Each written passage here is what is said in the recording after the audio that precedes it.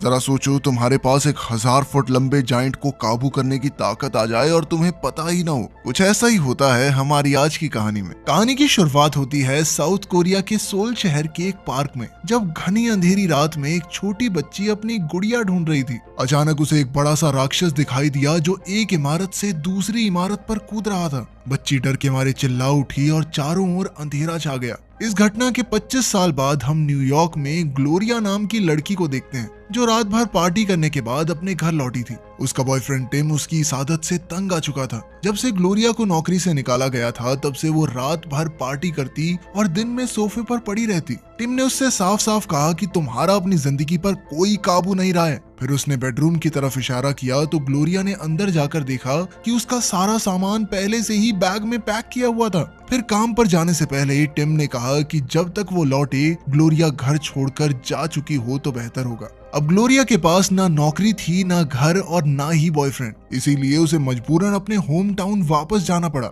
जहां उसके नाम पर वो घर था जिसमें वो पैदा हुई थी। ये घर कई सालों से खाली पड़ा था और वहाँ कोई फर्नीचर भी नहीं था, इसलिए पहली रात ग्लोरिया को जमीन पर ही सोना पड़ा। अगली सुबह वो कुछ फर्नीचर खरीदने निकली और सोने के लिए एक गद्दा लेकर घर वापस लौट ही रही थी जब एक ट्रक उसके सामने आकर रुका। ट्रक में उसका पुराना दोस्त ऑस्कर था, जो उसे शहर में वापस देखकर काफी खुश हुआ। ग्लोरिया उसके साथ ट्रक में बैठ गई और वो दोनों ऑस्कर के बार में जा पहुंचे। अब ग्लोरिया वैसे तो शराब से दूर रहने की कोशिश कर रही थी, मगर बार में इतनी सारी शराब की बोतलें देखकर उसका मन ललचा गया। उसने बेचैनी में अपना सर खुजाया तो ऑस्कर ने उससे पूछा कि आखिर मामला क्या है। ग्लोरिया ने उसे बताया कि जब भी वो थोड़ा नर्वस हो जाती है तो सर खुजाने लगती है, ये बचपन से उसकी आदत थी। खैर, फिर उस रात ऑस्कर ने उसे अपने कुछ दोस्तों से मिलवाया। उसने ग्लोरिया के सामने एक बियर की बोतल रख दी। ग्लोरिया ने 1 सेकंड सोचा और फिर पूरी बोतल उठाकर गटक गई। कुछ घंटों बाद तो ग्लोरिया नशे में धुत हो चुकी थी। इसके बाद ऑस्कर के 2 दोस्त गैरेथ और जोल भी वहां आ गए। जल्द ही ऑस्कर सबके लिए एक एक बियर और लेने चला गया और तभी जोल ने ग्लोरिया को किस करने की कोशिश की। ये देखकर ऑस्कर को कुछ अच्छा नहीं लगा और वो अपनी चाबियां उठाकर वहां से चला गया। ग्लोरिया तो अब भी नशे में थी और खुद ही उसे अपना गद्दा घसीट कर ले जाना पड़ा। रास्ते में वो अपने पुराने स्कूल के प्लेग्राउंड के बीच से गुजरी और किसी तरह सुबह तक घर पहुंच ही गई। घर पहुंचकर उसने गद्दा खोला और आराम से सो गई। तब उसे सपना आया कि अपने बचपन में वो एक जंगल में भटक रही थी। अचानक आसमान काला हो गया और बिजली चमकने लगी। तभी अचानक उसकी बहन के फोन से उसकी नींद खुल गई। उसकी बहन ने बताया कि कोरिया के सोल शहर में रात को एक मॉन्स्टर ने हमला किया था। ग्लोरिया ने जल्दी से अपने लैपटॉप पर खबर देखी तो वहाँ मॉन्स्टर की वीडियो थी जो कुछ पलों के लिए सोल में दिखाई दिया था और फिर जल्द ही गायब हो गया। उसने अपने बॉयफ्रेंड टिम को कॉल किया तो टिम ने उससे पूछा कि हमला तो 9 घंटे पहले हुआ था, तो फिर इस बारे में अब क्यों कॉल कर रही हो। ग्लोरिया ने इस सवाल को टालने की कोशिश की, लेकिन टिम समझ गया कि सारी रात तो ये नशे में धुत होगी, सुबह सोई होगी और अब जाके इसको होश आया। उस रात ग्लोरिया फिर से खबर देखते हुए शराब पी रही थी कि उसे दोबारा से मॉन्स्टर के हमले का सीन दिखाई दिया। अब वो लड़खड़ाते हुए बार से बाहर निकली और स्कूल के प्लेग्राउंड के बेंच पर जाकर सो गई। अगली सुबह उसकी आंख खुली, मगर वो अब तक नशे में थी। उसने टिम को कॉल किया, लेकिन वो जल्द ही पहचान गया कि वो नशे में है और उसने फट से फोन काट दिया। अब गुस्से में ग्लोरिया ने अपना फोन जमीन पर पटक दिया। खैर, घर वापस जाके ऑस्कर ने उसे एक पुराना टीवी लाके दिया और उन दोनों ने मिलकर उसे खाली लिविंग रूम में रखा। फिर ऑस्कर ने उसे बताया कि कल रात को वो राक्षस फिर से आया था सोल में,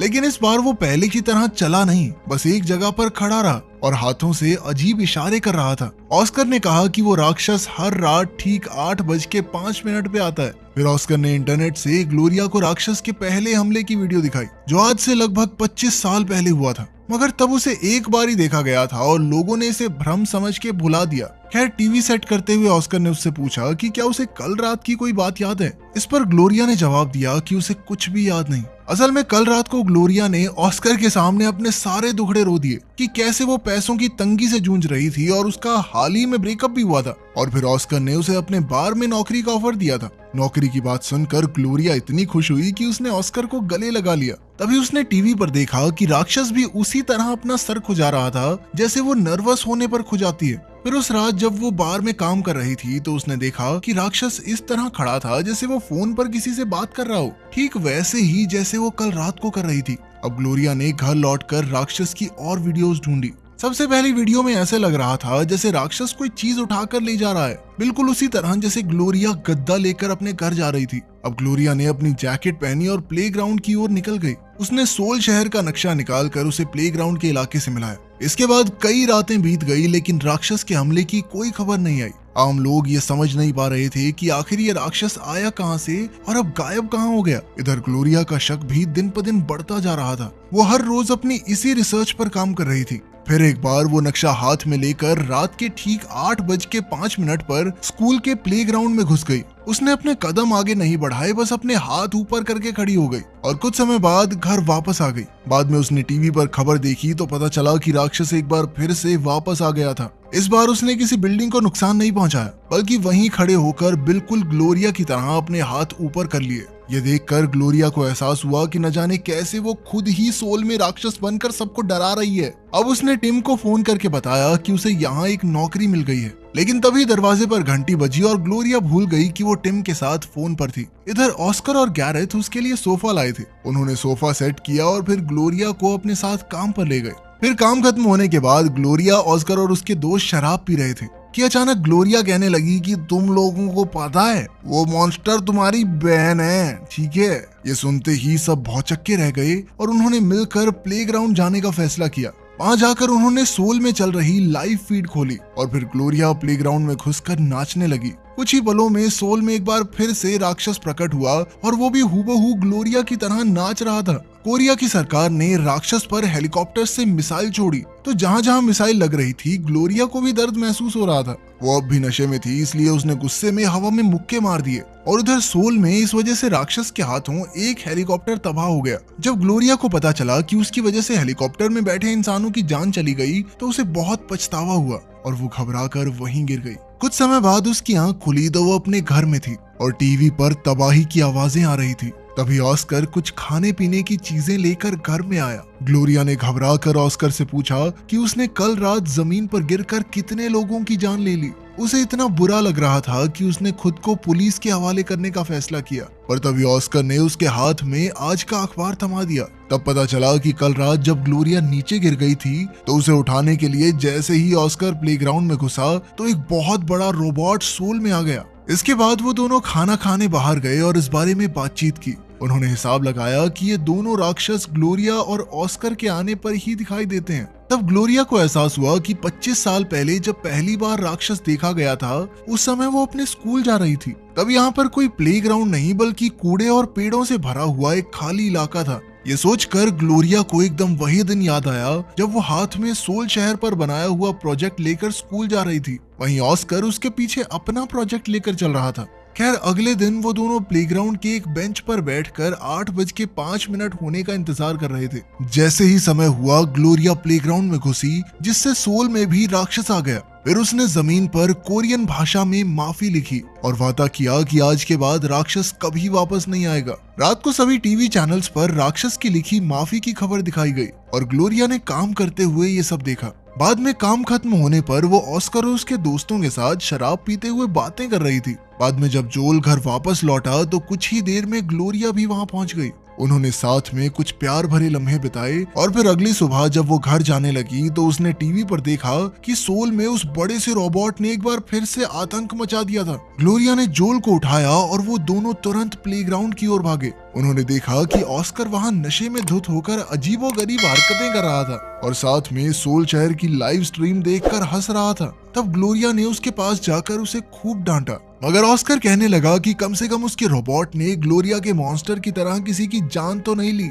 ग्लोरिया ने प्लेग्राउंड में घुसकर उसे बाहर जाने को कहा, मगर ऑस्कर नहीं माना तो ग्लोरिया ने उसे थप्पड़ जड़ दिया। फिर रात को जब बार बंद करने का समय आया तो ऑस्कर ने टीवी पर देखा कि उसके रोबोट को ग्लोरिया के राक्षस से जो थप्पड़ पड़ा था उसकी वीडियो देखकर सभी लोग हंस रहे थे। अब उसे शक होने लगा था कि जोल और ग्लोरिया का चक्कर चल रहा है। तब पता चलता है कि ग्लोरिया कई दिन से शराब नहीं पी रही क्योंकि उसे डर था कि वो नशे में प्लेग्राउंड में न पहुंच जाए। ऑस्कर ग्लोरिया से पहले ही चिढ़ा हुआ था तो उसने गुस्से में टेबल पर एक बियर रखी और कहा कि अगर ग्लोरिया ने ये बियर नहीं पी तो वो खुद प्लेग्राउंड में चला जाएगा और अपने रोबोट से सोल शहर में भयंकर तबाही मचा देगा। तब ग्लोरिया ने बियर उठाई और जमीन पर गिरा दी। फिर ऑस्कर गुस्से में आकर अपने ट्रक में बैठा तो ग्लोरिया ने सामने आकर उसे रोकने की कोशिश की, मगर अब उसे अपनी नई ताकत में मजा आने लगा था। इसके बाद वो सीधा प्लेग्राउंड की ओर निकल गया और ग्लोरिया भी उसे रोकने उसके पीछे दौड़ी। अंत में वो दोनों 8:05 पर प्लेग्राउंड में पहुंचे ग्लोरिया ने मौका देखते ही ऑस्कर को मुक्का मार दिया और दोनों में हाथापाई शुरू हो गई।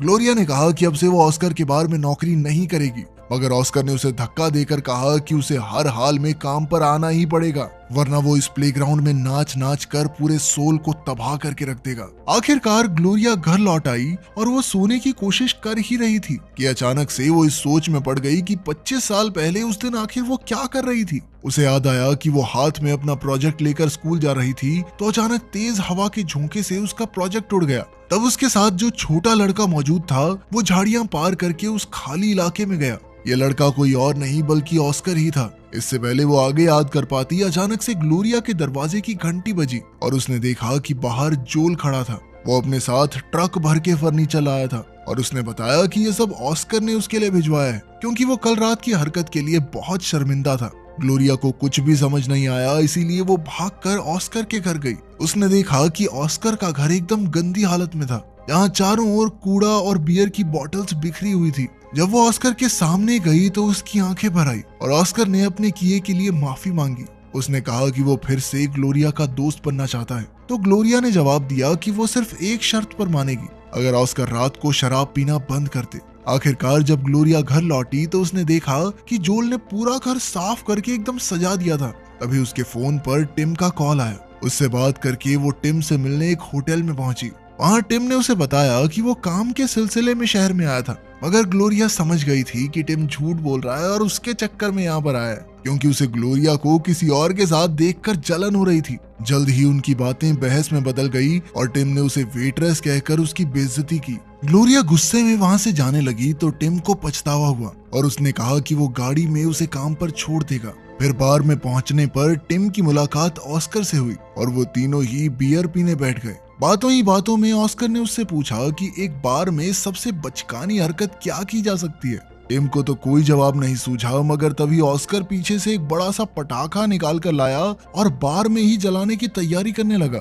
उसे देखकर सभी ग्राहक बौखलाकर भाग निकले। इधर ऑस्कर ने पटाखा जला दिया तो पूरा बार धुएं से भर गया और जल्द ही वहां आग भी लग गई। ये सब देखकर ग्लोरिया और टिम को तो अपनी आंखों पर विश्वास ही नहीं हो रहा था। तब ऑस्कर ने कहा कि उसके दिमाग में जो सबसे बचकानी हरकत आई उसने वही की, मगर फिर भी ग्लोरिया उसके साथ बार में ही रुकेगी, चाहे टिम कुछ भी कर ले। ये सुनकर टिम हक्का बक्का रह गया और वो ग्लोरिया का हाथ पकड़कर उसे बाहर ले जाने लगा, मगर ग्लोरिया ने उसका हाथ झटक दिया। वो जानती थी कि अगर उसने ऑस्कर की बात नहीं मानी तो ऑस्कर फिर से प्लेग्राउंड में जाकर सोल में आतंक मचाएगा। इधर टिम ने जाने से पहले गुस्से में कहा कि वो कल दोपहर को इस शहर से चला जाएगा और तब तक ग्लोरिया के पास समय है, वो सोच ले कि उसे वापस चलना है या यहीं रहना है। खैर फिर रात को ग्लोरिया काम खत्म करने के बाद घर पहुंची तो उसने देखा कि ऑस्कर वहां बियर पीते हुए उसका इंतजार कर रहा था। ग्लोरिया ने उसे बाहर निकल जाने को कहा, मगर वो नहीं माना। उसने कहा कि वो नहीं चाहता कि ग्लोरिया शहर छोड़कर टिम के साथ जाए। अब ग्लोरिया को समझ नहीं आ रहा था कि वो ऑस्कर को किस तरह रोके, इसीलिए वो परेशान होकर अपना सर खुजाने लगी। पर तभी उसे 25 साल पुराना वो दिन याद आ गया। तब ये खुलासा होता है कि जब ऑस्कर प्रोजेक्ट वापस लेने के लिए पेड़ पर चढ़ा तो ग्लोरिया भी उसके पीछे पीछे उस सुनसान इलाके में आ गई थी। ऑस्कर को ग्लोरिया का प्रोजेक्ट मिला, उसने पेड़ से उतार भी दिया, लेकिन फिर उसे लग रहा था कि कोई उसे देख नहीं रहा, इसीलिए उसने गुस्से में ग्लोरिया के प्रोजेक्ट को तहस नहस कर दिया। जब ग्लोरिया ने ये देखा तो वो आग बबूला हो उठी और उसके गुस्से की वजह से अचानक उसके सर पर बिजली कड़की, जिसके बाद उसके माथे से खून बहने लगा। तभी ऑस्कर के ऊपर भी बिजली गिरी और वो दोनों वहीं बेहोश होकर गिर गए। उस समय ऑस्कर के हाथ में एक रोबोट का खिलौना था और ग्लोरिया के हाथ में राक्षस। ये खिलौने हूबहू सोल में आतंक फैलाने वाले राक्षसों जैसे ही थे। अब ग्लोरिया को एहसास हुआ कि ऑस्कर खुद से नफरत करता है। ग्लोरिया के मुकाबले उसकी जिंदगी बेहद छोटी और मामूली सी थी। वो उसी शहर में पैदा हुआ, वहीं पर पूरी जिंदगी निकल गई। वो बचपन से ग्लोरिया से जलता था। अब ग्लोरिया ने ये सब उसके मुंह पर कह दिया और फिर टिम को फोन किया, मगर तभी टीवी पर अलार्म बज गया और ग्लोरिया और ऑस्कर समझ गए कि जल्द ही 8-5 होने वाले हैं। ऑस्कर तुरंत बाहर की ओर भागा, मगर ग्लोरिया ने उसी पल एक कुर्सी से उस पर हमला कर दिया। फिर ऑस्कर ने भी एक लकड़ी के टुकड़े से ग्लोरिया पर वार किया तो ग्लोरिया ने उस पर पूरी बुक शेल्फ गिरा दी, मगर जैसे तैसे ऑस्कर भागकर खिड़की से कूद गया और फिर पूल से होते हुए सड़क पर भाग गया। अब ग्लोरिया भी तेजी से उसके पीछे दौड़ी। प्लेग्राउंड पहुंचते ही दोनों में जबरदस्त लड़ाई शुरू हो गई। ऑस्कर ने उस पर एक के बाद एक जबरदस्त वार किए, जिससे वो चक्कर खाकर जमीन पर गिर गई। अब ऑस्कर वहशी दरिंदे की तरह हंसता हुआ प्लेग्राउंड में इधर उधर चलने लगा और वहीं सोल शहर में रोबोट राक्षस ने कई सारे मोहल्ले तबाह कर दिए। आखिरकार ग्लोरिया घर लौट आई और तभी उसकी नजर अपने दीवार पर लगे वर्ल्ड मैप पर गई, जो अब उल्टा हो गया था। ये देखते ही उसके दिमाग की बत्ती जली और उसने अपना सामान बांधा और अचानक ही वो एयरपोर्ट की तरफ निकल गई। कुछ देर बाद ऑस्कर ने देखा कि ग्लोरिया घर पर नहीं थी। खैर फिर वो प्लेग्राउंड में बैठकर 8:05 बजने का इंतजार करते हुए लगातार कई सारी बियर पी गया। जल्द ही ग्लोरिया अपनी मंजिल पर पहुंची और तब ये खुलासा होता है कि वो असल में सोल चली गई थी। कुछ ही पलों में अलार्म बजने लगा, जिसका मतलब था कि जल्द ही राक्षस वहां आने वाले थे।